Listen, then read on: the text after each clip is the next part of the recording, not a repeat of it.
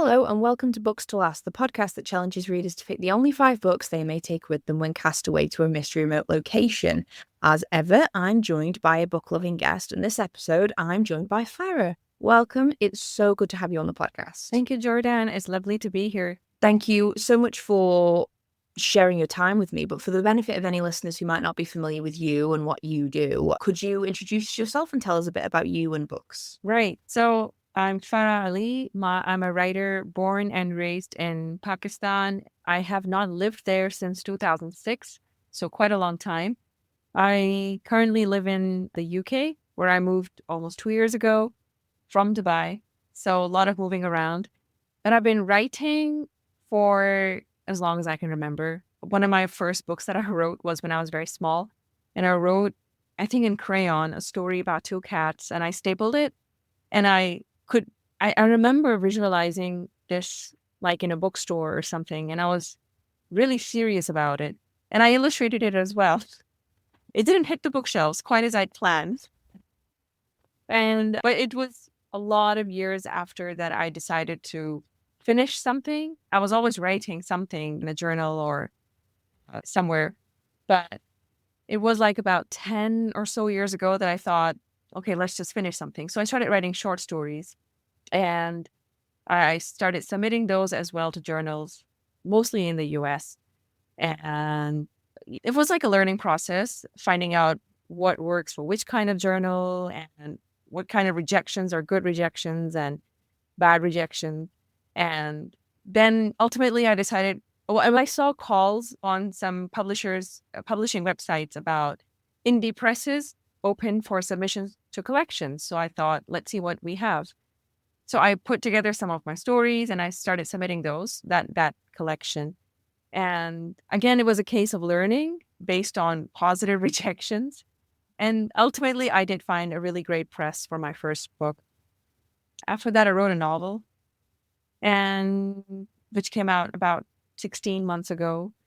And now here we are. I'm still writing. Here in London, I also work at Wasafiri, which is a literary and academic journal published out of Queen Mary University of London, where I am the reviews editor. So I get to do that. So always staying in the world of books in one way or the other. I was just thinking that it must be wonderful, just like living your whole life surrounded by words and stories and books. That just sounds amazing. Yeah. I love the concept of good rejection and bad rejection. It's like when you try and it's really difficult to define sometimes, but it's like trying to pass constructive criticism from just criticism. Yeah. And then there's all those helpful blogs and websites where people are like, this is what a rejection letter looks like. So I spent a lot of time learning what rejection letters, like tiers of rejections, boilerplate rejections or a personal rejection. And it's weird how writers are these anxious people, and yet so much of their work revolves around, yes, we like your work, and feeling validated by that. Yeah, it's almost it's common in every industry, isn't it? That there's this like an unwritten sort of language and rule book of what things mean, even. Exactly. And it's never actually discussed, but everyone just accepts it. And when you come into it, trying to get like the source code on that is really difficult. Yeah. I can't wait for the publication of your crayon story about cats. I just love that. Kids have got such amazing, like, we lose that determination and drive. That's true. As we get older. That's true. But since you are living quite literally, it seems, your childhood dream of rewriting stories as well as reading them, do you get a lot of reading done in between all of your writing? Well, yeah, I think for a while there, not lost it, but I don't know how to, maybe when the kids were younger, so it was trickier, but now I do have more time. And it's also really such a choice between getting lost in some show versus switching it off and saying, no, I've got books that I've been dying to read. So let's do that instead. It's really just retraining the brain a little bit. But yeah, I do get to read. I also started my own journal along with a friend. We started a journal together, a digital literary journal. So there's a lot of reading involved with that. So outside of that and outside of my Wasafiri work, recreational reading, I have to make a special effort for it. Yeah, absolutely. It's trying to make that conscious effort for sort of, I think it's called active relaxation or Yeah. something. Which sounds exhausting, just saying active relaxation. Like even that's an activity. Yeah, absolutely. I know what you mean.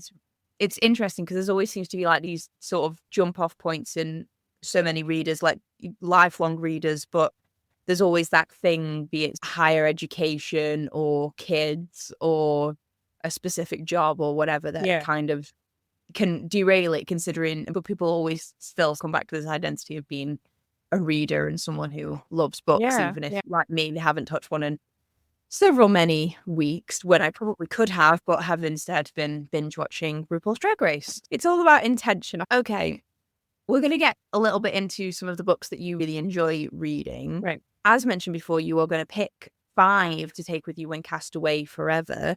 As ever, you get to pick your castaway location. You are not tied to a desert island. Is there anywhere in particular you would love to be cast away to?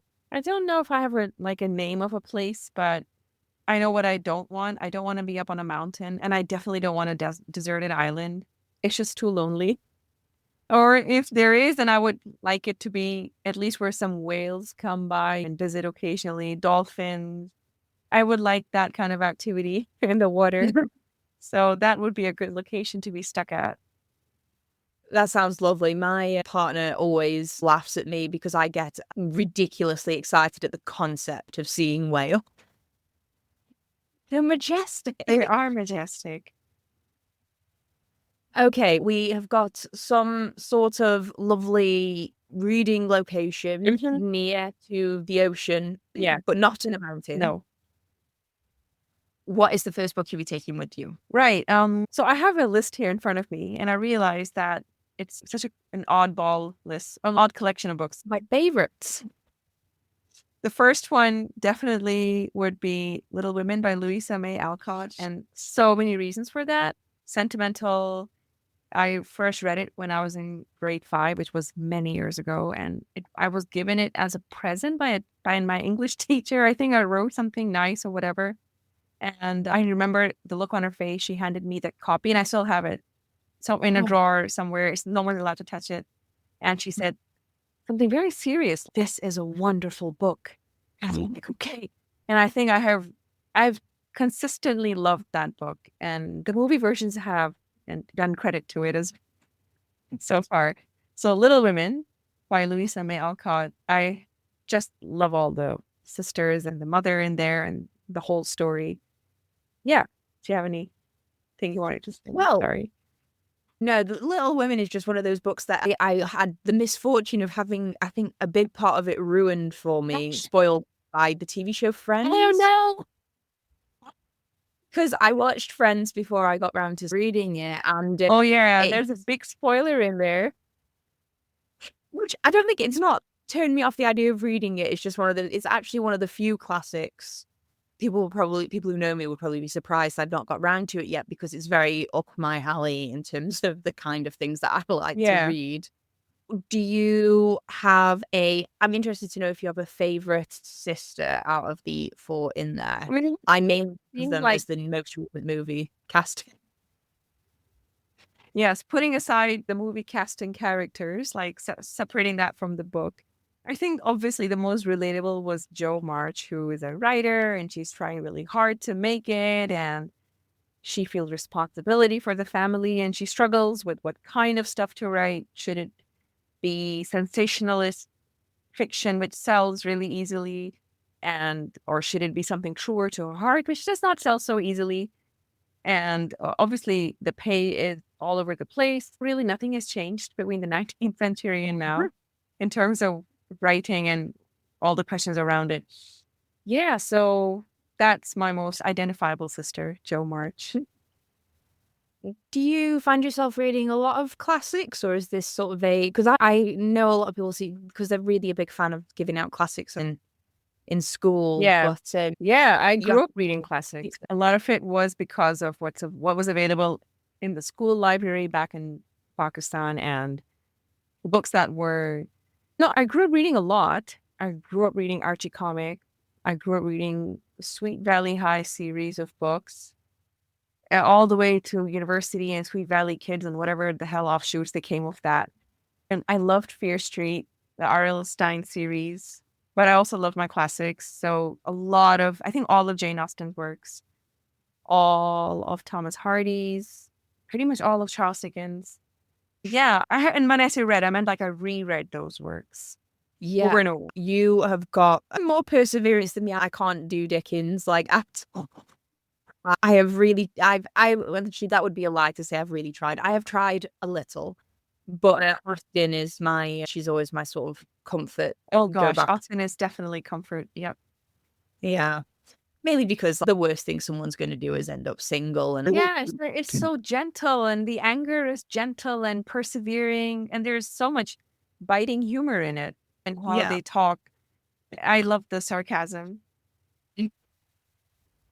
great. We've got a sort of nostalgic from childhood classic novel to start off with. I'm really interested to see where the rest of your list goes. What is the second book you'll be taking with you? This is a good point to segue into saying I struggled with the Jane Austen book to pick. And I picked Pride and Prejudice, even though I could have gone with Sense and Sensibility or any of her other books. But yeah, Pride and Prejudice, what I could read about, I can read it 100 times over and not get tired of it. I love the whole setting about the sisters and the misunderstandings and obviously Mr. Darcy. Yeah, the whole thing. It is a masterpiece.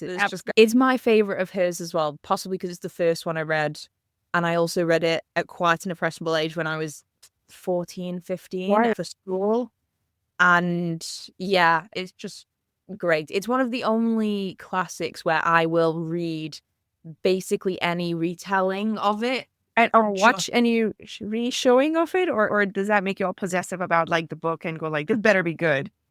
I mean, I really struggle with the on-screen adaptations because I've got I've got a few friends who would die on the hill of the 2005 movie with Keira Knightley. I am very BBC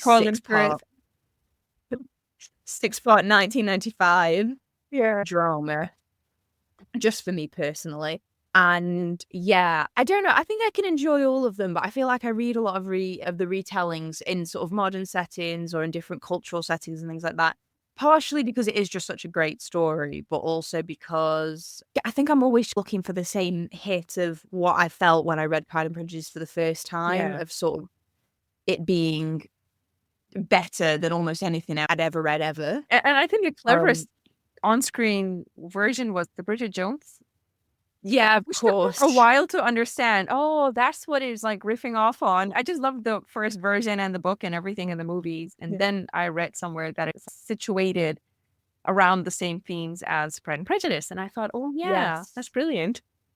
My favorite fun facts to tell people, especially my American friends, because like they find it completely bizarre, is that the Darcy character of Bridget Jones's Diary is rumored to and almost basically confirmed to have been inspired by Keir Starmer, the current Prime Minister. My gosh. That is so weird. I will delete that from my head because I don't want to associate that with a show, a book, and a movie that I really love. Honestly, it's one of those things that when I heard it, I was like, no. And then I looked into it, and apparently it is supposed to be like that's the rumor, whether it's true or not. I'm thinking, but I hear journalists repeat it all the That's a time. crazy rumor. Yeah, and I believe it. completely fair. But yeah, whenever people ask me like, "Oh, what do you know about our current prime minister?" I'm like, "These are the facts that I know. This is the most interesting one." Okay, so Pride and Prejudice. You said Sense and Sensibility was a close second. Oh yeah, For that. yeah. Yeah, it is tough. She has got some good one. Oh yeah, absolutely. And just speaking of movie adaptations, there's Clueless that was done on Emma, and the Yeah, most recent Pride and Prejudice, which I was so hesitant to see. I was like, I already don't like it. I don't like the looking to the camera and all that stuff. But I made me watch it, and it confirmed all my earlier feelings about. But yeah, Yeah, I do struggle with the on-screen adaptations. I try to treat them as something completely separate. But I did recently get into a series of Jane Austen inspired murder mystery Good grief. books. I've never heard of it. Oh, so there's the first one's called The Murder of Mr. Wickham, and the series is by Claudia Gray, and she's done such a good job, and the whole series is brilliant, but Sounds amazing. yeah, she merges all of the characters in Austen's books into one kind of timeline, and she explains when the events of each one's happened. And then there's situations where they end up like coalescing in places, and then a murder happens, and then Brilliant. this all. And it's just got great cozy murder mystery vibes, but also with all the Jane Austen characters in the first. Like, I found it last year, the series, and was completely hooked from the get go. Look it up. My free recommendation for listeners and for yourself in this podcast that is about books that you read. It's not. Sorry, I just get very overexcited about the concept of Pride and Prejudice. Yeah, same. We've got two really strong, like, female-led classic books. Yes. First two, which I love. I'm just loving the whole vibes. What is the third book that you'll be taking with you? All right, so this is vastly different. It's a book that I was introduced to quite a few years ago, and it's a very slim novel in translation from German into English. It's called Visitation by Jenny Erpenbeck and translated by Susan Bernofsky. And when I read it, it just blew my mind. And it's based in East Germany because the author is East German, grew up in East Germany, and it centers around different characters, but the house remains the same. So it's kind of like multiple points of views, but the house is a constant no matter what person you're reading about. So, and I just found that absolutely fascinating. I never read a book like that. So I love that book. I could read it again because there's so much to explore, even in a really thin novel like that. Wow. I find that because I love translated fiction in general when I can get my hands on it, but I don't think I've ever come across any sort of translated German fiction that I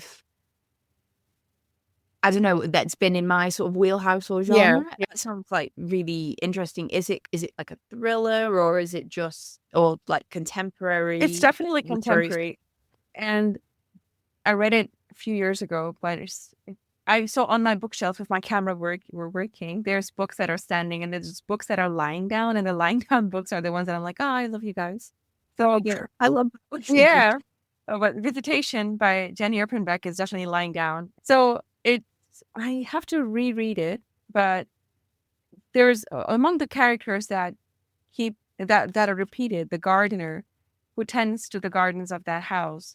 And it's just a quiet fellow and doesn't have a massive role to play in the book. So it's not really plot based, even though the timeline does move forward and there's a mention of wars and how the members of the household are affected. But I make it sound really or like a war novel, but it's not. And it's not dialogue heavy. It's just massively different. And I remember the book starts off completely weirdly, like set 2,000 years ago, like in the absolute distant ancient past. And then we go into the 20th century. So all that, the whole structure of the book was just mind blowing for me.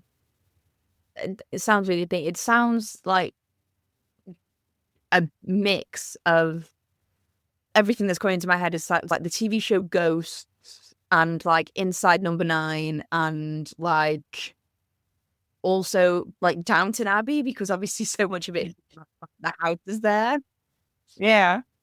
And just how some things stand for a very long time whilst everything changes around it. That sounds like a really interesting one. I'll have to check that one out because I quite like the German sense of humor and attitude and way of like. Yeah, it does give a whole different. I don't think I might have read some German work in the past, but not like consciously. But I had another writer recommend this book, and I just brought it down to my table, and it's like 147 pages, so it's very thin.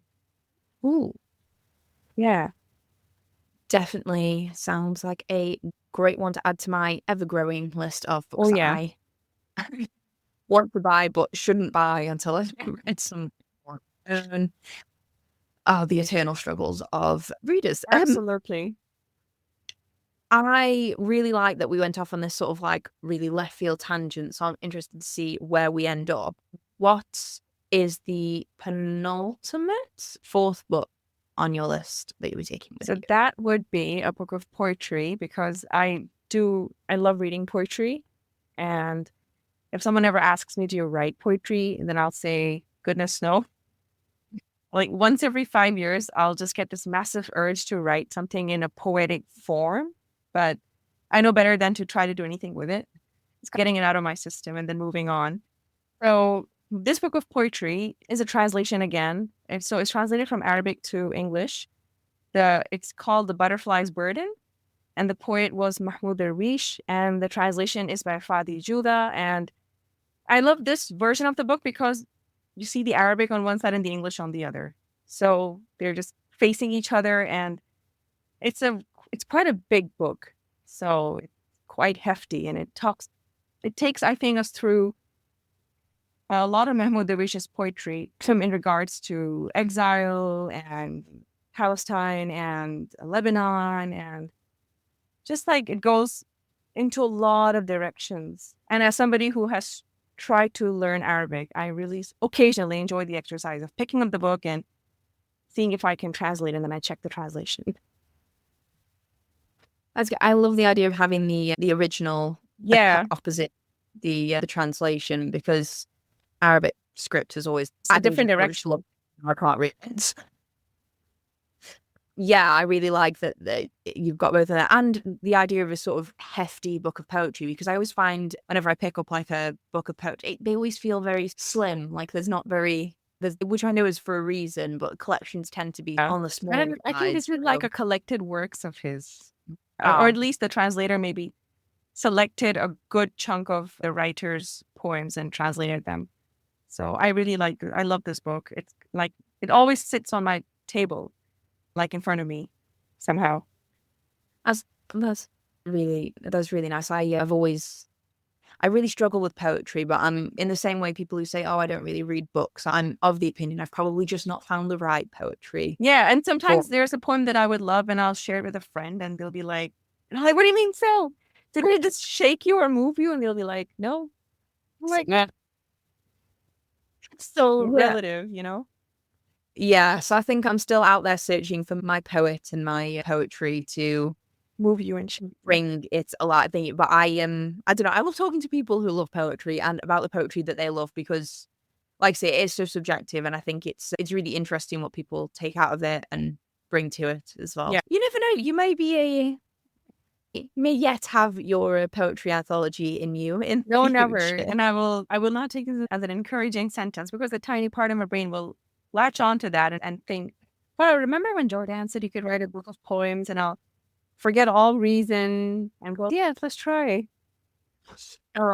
Sounds like me whenever I get the urge to either learn anything musical or any sort of sport, because as good an idea as it sounds in my head, I know I don't possess the skill to do it well at all, as my husband will attest to, because he is very musical and it hurts his ears to hear me to tap along to a song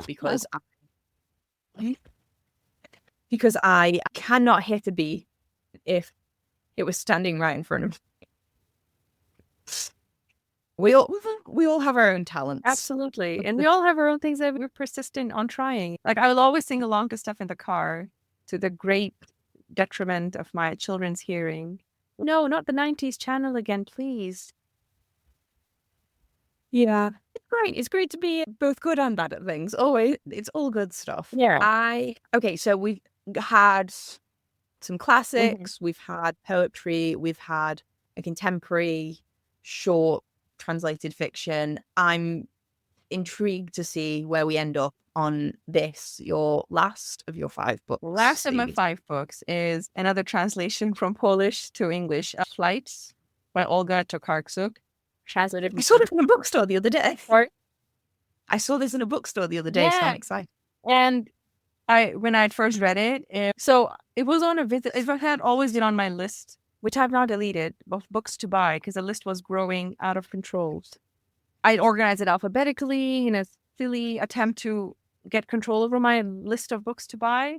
But I was like, this is crazy. So I deleted it. But I saw this in a bookstore in Karachi in Pakistan one summer, I think 3 summers ago, or the summer after COVID. And I had to buy it. And it just moved me so much for so many reasons. One is the structure of the book. It's a novel, but I learned that it's called a discursive novel, where there's no plot. It's just built around, like, as far as the way you said, yes, there's no plot. And it's just built around a same idea of flights. And I know it has a different word in Polish, which slightly means something different from the straightforward flights in English. But it's just a whole bunch of passages. Some are repeated as a continuing story, but they're all just connected. And I was just completely moved. I love, love, love this book. I am intrigued because I've not read any of I know her first name is Olga. Yeah. I've not read any of her work, but Drive Your Plow and Bones of the Dead has been picked a few times on the podcast. Yeah, I've got that. I read whatever comes out by her. I read her book, The Impusium, which came out late last year. See, I had heard so much about it and it intrigued me so much that I was recently just in the Czech Republic and I picked up a copy of it in a bookstore there. Amazing. So I'm actually really excited to get around to reading it because I broke my book buying ban to Do they ever last, really, a book buying ban? No, not really. I committed to myself that because I was being good at reading the books that I currently had, I deserved a treat. Excellent. I bought the Drive Your Plow, the Bones of the Dead, but I have a feeling that once I've read it, I'm going to need to get into her writing in general because I've only heard good things about how she approaches it. Yeah, and every book is just different in terms of, there is a style that she has of writing. But in terms of what she writes about, it's just massively different. Like The Impusium says, a health resort horror story on the cover, and Drive Your Plow Over the Bones of the Dead is more related about climate concerns. But I think you would really enjoy that one. But I think the biggest work by her I've read is called The Books of Jacob. I was just going to say, I saw that one, but I loved it. That is hefty.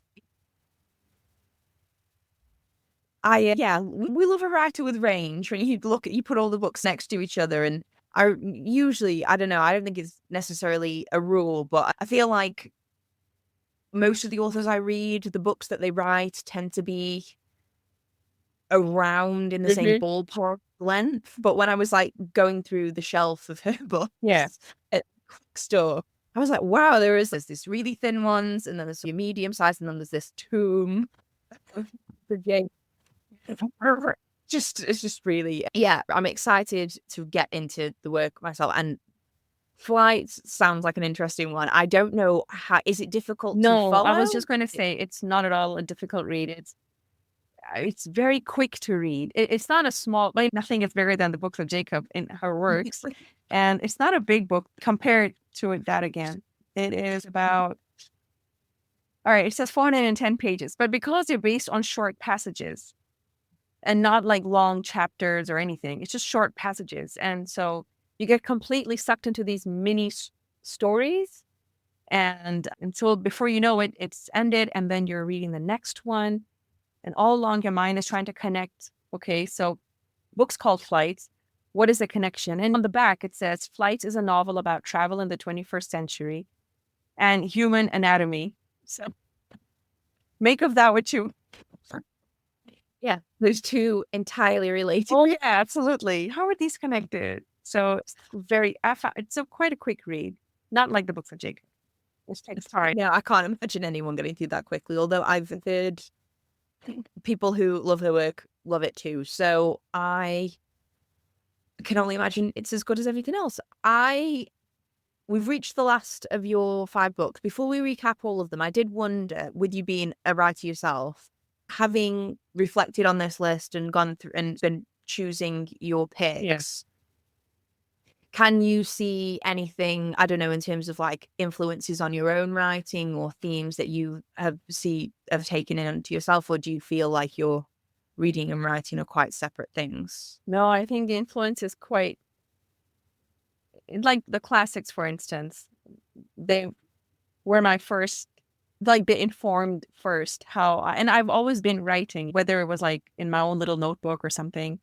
So I've always been a compulsive writer. So I'm sure whatever I wrote back then was very much influenced by these stories, Little Women, Pride and Prejudice, like the idea of families or just the dynamics and what is said, what is unsaid, so much that is unsaid. And the later two books, Visitation and Flights, they were revelations in the best sense of the word, because they made so much possible in terms of writing, in terms of a non-linear narrative, in terms of you can make your book look like whatever is stuck in your head, regardless of is it super sellable, who's going to buy it. And when I say buy, I don't even mean readers. The very first difficult step of selling it to a publisher or an agent, they helped me enormously in allowing myself to think however the writing needed to look like.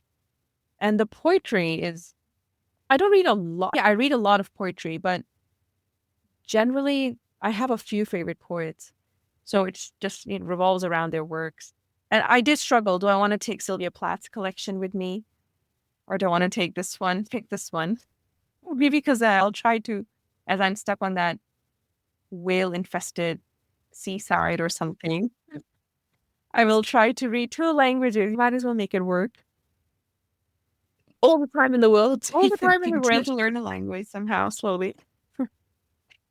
If you wouldn't mind, could you recap all, I mean, you did a little recap there, but could you recap all 5 in case people want to, I don't know, quickly write them down on a list and head to their local independent bookstore to buy them? My first book is Little Women by Louisa May Alcott. My second book is Pride and Prejudice by Jane Austen. My third book is The Butterfly's Burden by Mahmoud Darwish, translated by Fady Joudah. My fourth book is Visitation by Jenny Erpenbeck, translated by Susan Bernofsky. And my fifth book is Flights by Olga Tokarczuk, translated by Jennifer Croft. Perfect. And was this a difficult list for you to compile? You said you had a few sort of second picks for them. Did you find it really hard to narrow it down to 5? No, but I think I could easily have made it like 10 books or 20 books, no problem. Yeah, it's a bit of a tricky. Some people really, what's the word I'm looking for? They really like labor over it and really struggle to call any. Were there any honorable mentions? Yeah, I like that. Honorable mentions.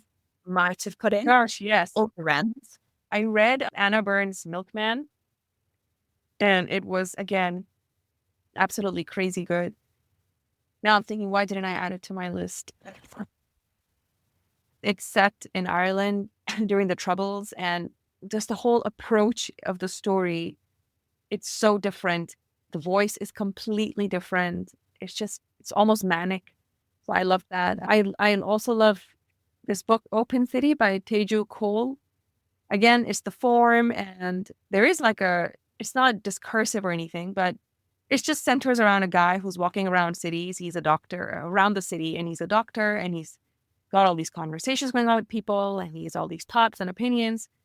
And only toward the very end, we learn something extremely tremendous about him. And I say tremendous in the sense of the magnitude of the thing we learn. And it's just great. I just loved that. I also love Ted Chiang's collection, Exhalation. Yeah, there's a lot of books. Don't worry, we have had someone name like 13 honorable mentions. 13 honorable mentions. That's amazing. So you're allowed as many as you want. It's really just a cop-out so that people can give me even more book recommendations. Yeah, then I would love to mention this book by Jennifer Egan, A Visit from the Goon Squad. So good. Like, absolutely excellent. I loved that book. It's like a novel in like linked short stories.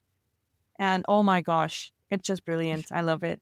I also, I coincidentally had this writer on my list before I deleted the list, Penelope Fitzgerald, and I found a book of hers in my last visit to Pakistan in a bookstore, in a secondhand bookstore, and I have to buy it.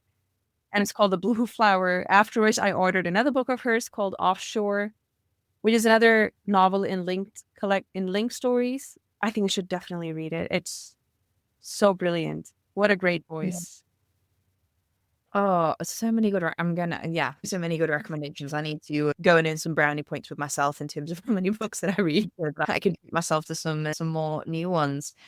You mentioned you had your sort of first novel and then some short stories. I think could you tell us a little bit about your book? Yeah. So I had my collection come out first, I think in 2021. And then I had my novel come out in 2023 in October. And the paperback just came out this January. So they're all set in Pakistan. But my novel does not name any places. It's understood that it's set in Pakistan. Maybe it's an assumption because I'm from there. But it doesn't name anything. The characters have names. But yeah, I don't know if I will ever stop writing from the place that I grew up in, because so much of it is stuck in my head. It just has to keep coming out, I think, in some version. Yeah, I do want to go back to writing short stories, though, only because it's the thing I've recently finished is another novel. So I'm like longing to go back to feeling anxious about short stories. That's completely understandable. What are they called? Just so that I can, I'm going to add links to the podcast description so that other people can, so people listening can check them out and add them to their shopping cart. Yeah. Along with my collection is called People Want to Live. And my novel is called The River, the Town. Wonderful. Farah, thank you so much for coming on and talking to me about all your books. It's been wonderful, and I have just found it so interesting hearing all about the books you like to read. If listeners wanted to find you and anything else you might be doing, writing, reading, up to, can they find you anywhere on social media or online? Yeah, I think the easiest place to find me online is on Instagram, because everything else is just a lot to manage. Multiple posts. So I am Farah Ali .06 on Instagram. That's my first name, my last name .06. So yeah, but I don't post very frequently or interestingly, just so you know. Yeah, same. Don't worry. People who follow me on Instagram will have the same level of expectation. Don't worry about it. Yeah, no, social media is just a lot. Full stop. Yes. So I will add that to the podcast description so that people can head over to Instagram and find and follow you. Right. If listeners like what they hear, they can subscribe to the podcast anywhere podcasts are found, and can follow us at Books to Last Pod on Instagram, which is basically the only social media that I use. Right. But yeah, Farah, thank you so much for coming on. Honestly, it's been an absolute pleasure. Thank you so much, Joudah. And I'm sorry again about my camera. It's such a gamble if it's going to turn on or if it's going to decide you don't have a camera. At this point, it's you're imagining it. Oh, I've had some tech issues. Do not worry. I have enjoyed our conversation nonetheless. Same here. It's been lovely talking to you. Thank you so much. So yeah, Farah, thank you so much for coming on. Listeners, thank you so much for listening. And until next time, bye for now.